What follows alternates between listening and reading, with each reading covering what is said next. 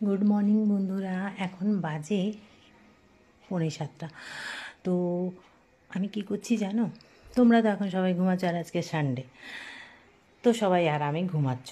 আর বাইরের পরিস্থিতি এরকম, মানুষ আরও ক্লিপ কম্বলের তলা থেকে বেরোবেই না।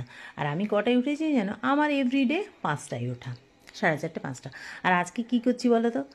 চলো দেখবে কি করছি। দেখো বাইরের অবস্থা, কুয়াশায় ভরা।